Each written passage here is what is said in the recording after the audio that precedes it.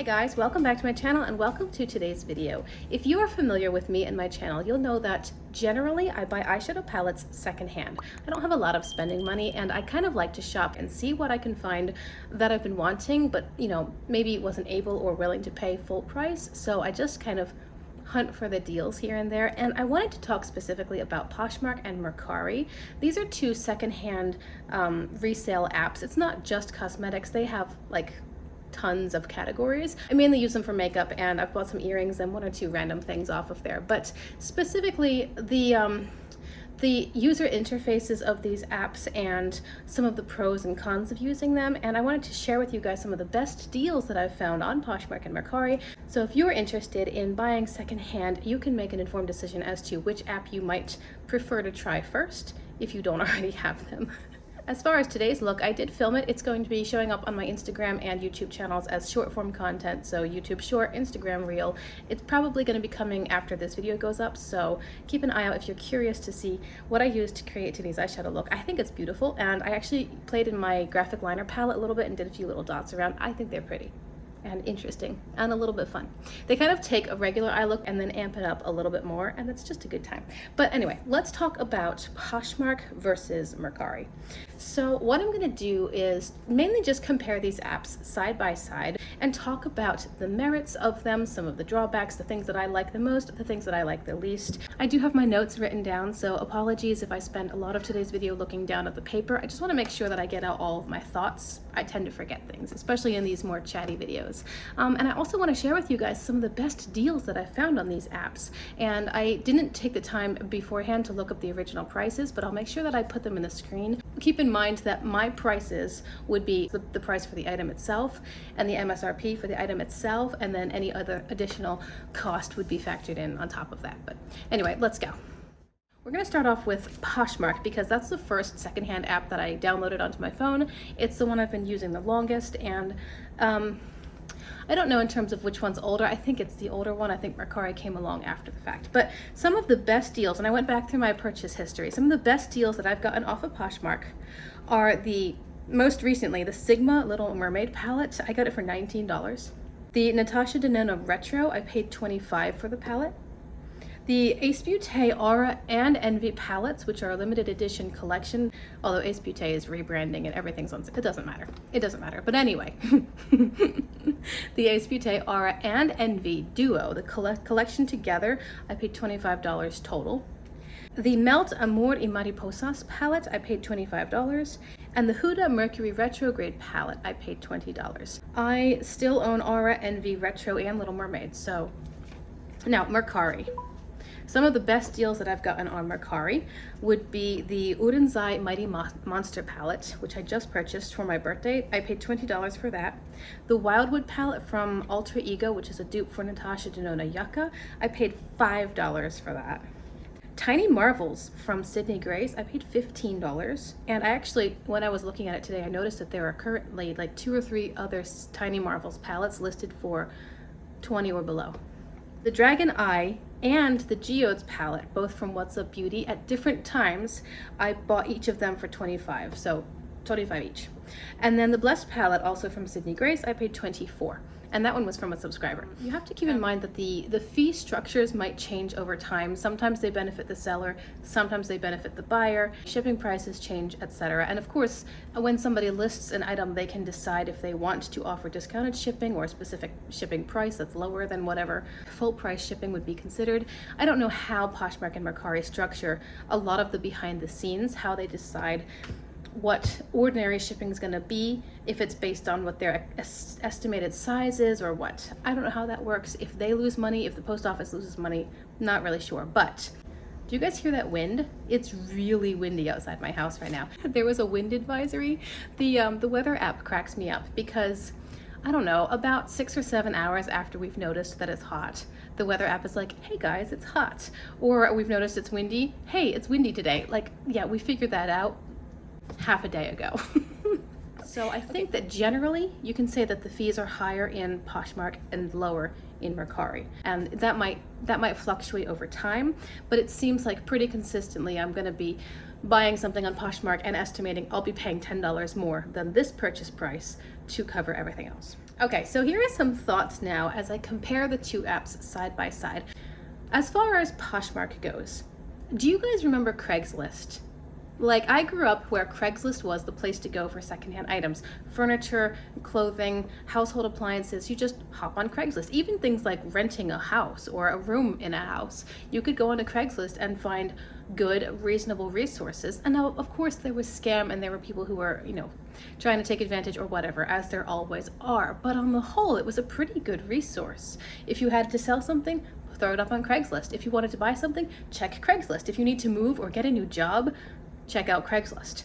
That's not the case anymore. Now it seems that there are other sites that are better and more reputable, more creditable. So Facebook Marketplace, for example, and I know that even that one is being hit pretty hard with scammers and ads and stuff in the last couple of years. But my impression of Craigslist is that it's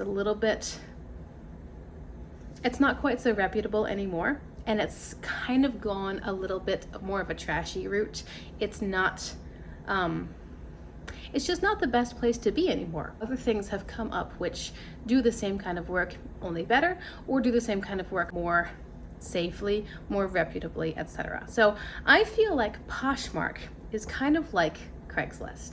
It just feels a little bit less refined, a little bit more cluttered, more busy. It's not as user-friendly. It does have a lot more ads, a lot more pop-up in your face kinds of things, a lot more scam listings, and it feels messier. It doesn't feel as well executed. And again, Poshmark might have been like the OG, I really don't know. But if it were, then it would only make sense that other companies have come in to do what they do, only better. And maybe Poshmark hasn't really kept up with that. Poshmark is definitely harder to navigate. It's less user-friendly. The search features are not as clean, where you search for something and you might get those results, but you're also going to get a whole bunch of other results that are a lot less relevant. It all just feels kind of clumsy. However, it does have, between the two apps, kind of a unique feature where it has these live parties, and people can join the party and be seeing this live, a seller showcasing what they have to offer with prices. You can comment. I think that you can bid and it'll say, so-and-so won the item or the auction, or I haven't looked into it too much because I'm personally not interested in that, but it is a more unique feature between the two apps. I mean, I know that some people make a living off of these secondhand apps. I don't know how they do it, but obviously there's something to be said for these parties where you can have viewers engaging, and maybe that boosts your posts or your content or your profile. I'm not really sure, but it's just a different feature, and I haven't seen anything like that on Mercari. My favorite thing about Poshmark is that you can lowball. Now, I know some people don't like lowballing, some people don't like lowballers. I am a shameless lowballer because I don't have a lot of money, and I have no shame. I mean, there are so many times where I have sent a lowball offer to a seller who has had a palette listed for a long time, or I've checked their profile and seen, oh, you know what, they have had a lot of, I know the general price point of Blend Bunny or Huda or Unearthly, and I see that they're willing to accept much lower prices because I can see in their sold history what they've accepted for these items. So I figure, what harm is it going to do for me to send them a low offer? Because maybe they're just tired of holding on to this item. Maybe they're just happy to get rid of it and move on. Maybe it's been sitting for a while and they just, sure, take it. So I have no shame. I will lowball, and the worst thing that they can do is say no.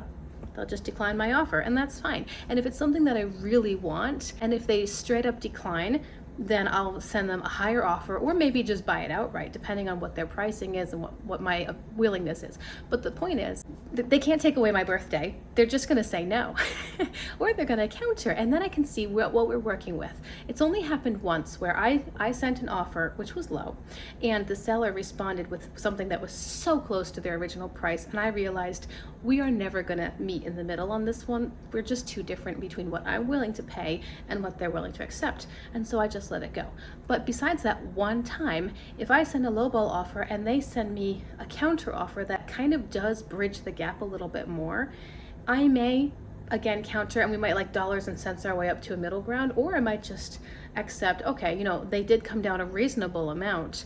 It's still reasonably close to what they wanted, but it's also much closer to what I wanted to pay, and so I'll accept that. So I like the fact that I can lowball. I've accepted lowball offers. I don't feel insulted if somebody sends me some crazy low offer because, again, what's the worst that is gonna happen?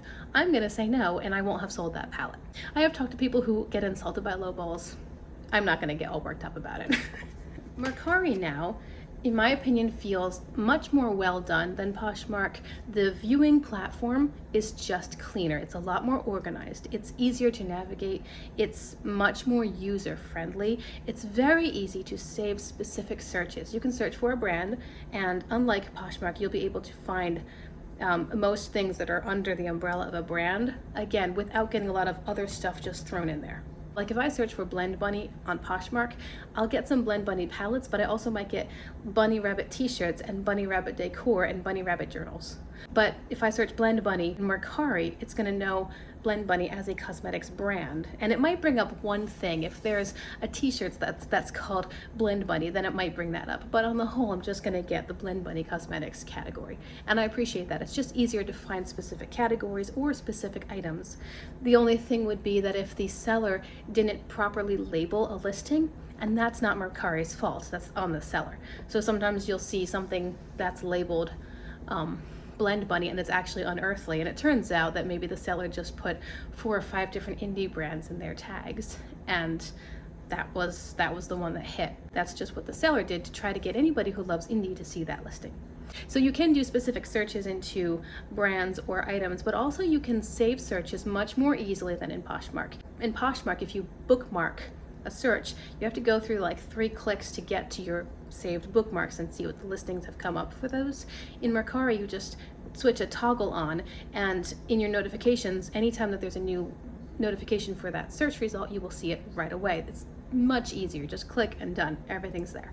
You can also filter for, that item that's already been sold, or that item only for sale, or that item maybe certain price points and stuff. You can filter more in Mercari. I haven't found any annoying pop-up ads, and overall there's just less junk, less clutter between the design of the app and also actual items cluttering your feed. When you open Poshmark as a main screen, like home screen, you see lots of different categories, clothes or specific brands or what's live right now. But when you open Mercari, I guess the algorithm is more designed to be tracking what you tend to buy. So my home screen in Mercari is all these eyeshadow palettes from lots of brands, not necessarily things I've searched for or liked, but just eyeshadow palettes. It's more tailored, more geared towards the user as well, and that's better. You can't lowball in Mercari, which I find slightly annoying because, again, so often there are sellers who are they just want to get rid of something, or it's been sitting in their profile for a year and you're thinking, you know what, I'll bet that's buried and they've forgotten about it. So if I send them an offer for $15, they'd probably say yes, but you can't. In Mercari, you're not allowed to lowball. What you can do is make offers, but they only let you go down a certain percentage of the asking price. Now, as a seller, you can promote items for any price you want, as long as it covers all the fees and shipping. But as a buyer, you can't send any price you want. You can bundle in both apps. I've used Mercari a lot more at this point. I'm pretty sure that you can bundle in Poshmark. If you know, correct me if I'm wrong, but basically the way bundling works is you take multiple items from one person's closet and you put them in your cart, and then you make them an offer based on, you make them an offer. And the offer will take into consideration shipping for these items, but also knock down some of the fees and other expenses. If you have 4 items, it's not going to quadruple the shipping price. It's going to work it in somehow. As a seller, you can also offer bundles. So if there's somebody who likes multiple items in my closet, or puts multiple items from my closet into their cart, I can send them a bundle offer and say, hey, these items total $45, but I'll let you have all 3 for $35. I'm sorry, I got interrupted by my toddler, but of these 2 apps, I definitely prefer Mercari. I find it just easier and more pleasant to navigate. The app itself feels more clean. It just feels better done. And I'm talking about even details like the toggle instead of a little tiny bookmark that you have to dig around to find, the font, the layout. It just feels cleaner. There's less visual clutter. All of those things contribute to a more enjoyable and beneficial experience to the consumer. And aside from those visual or more intuitive things, I just think that there are better results on Mercari. The way it works when you receive an item is you have to accept the item and then rate it before you can totally finalize the transaction. So as a buyer, when I receive the item, I open it up and there's a little pop-up in the rating feature where, have you opened and inspected the item? Yes. Okay, so then you can rate it and put in any comments you want, give them their star rating, etc. Then you submit the rating, and then the seller can also rate you as a buyer. And then once those ratings are done, the transaction is complete. So, I mean, I personally haven't really had to return anything. I haven't really had bad experiences. A couple of times, maybe a seller didn't wrap something very well, and fortunately it got to me without being broken. But I would make sure I mention in the review, you know, maybe only 3 instead of 5 stars, because it wasn't packaged well enough to really protect the shadows inside, and I make sure I mention that. Once or twice I had an item that I purchased and the seller just wasn't terribly communicative, and then maybe the order got canceled and I was refunded for whatever reason. I really haven't had any bad experiences with these apps. I think you just have to be smart. If something seems like a scam, it's probably a scam. Like I said, I have heard people saying that they had bad experiences with the app in terms of trying to return something, or maybe they didn't have recourse if something did arrive damaged, because then it might just be up to the seller if they're going to try to make it right or if they're going to let it go. I don't have much experience with that, so I can't really speak to what happens within the apps if there's a problem. I have fortunately had good experiences on the whole, and I get almost everything from these secondhand apps. As far as eyeshadow palettes, almost everything I own was PoshMark or Mercari, and I've actually sold a lot there too. I currently have a bunch of palettes listed, and I have had good experiences. So, by the way, if you have a balance, you can transfer it to your bank account. Like, your money doesn't have to stay in the app. Just letting you know. I'd considered clearing out my balance in PoshMark and then just deleting it altogether, but I thought, well, maybe I'll keep it mainly because you can lowball, and I have found that it seems like most people use Mercari, so when you find a deal, it really is a deal over there. I'm not sure, but anyway, I have PoshMark and Mercari accounts, just trying to give you guys some information as far as some of the benefits and drawbacks of each of these apps, and maybe you can make a more informed decision. I'd like to know in the comments if you use either of these apps, if you've had good experiences, bad experiences, if you have any other resale apps that sell these kinds of things, eyeshadow palettes specifically, that I haven't heard of. I've only used PoshMark and Mercari, but maybe there are others out there, and I would be curious to know. So thank you so much for checking out my video today, for hanging out with me and giving me part of your day. I hope you've enjoyed this video. Of course, I'd love to talk with you in the comments below, per usual. Perhaps you'll consider liking and subscribing if you want to see more content like this. Remember to keep an eye out on my channel for today's eyeshadow look if you want to see how I did it, because I think it's pretty and maybe you do too. And I hope to see you guys and talk with you in my next video. Bye.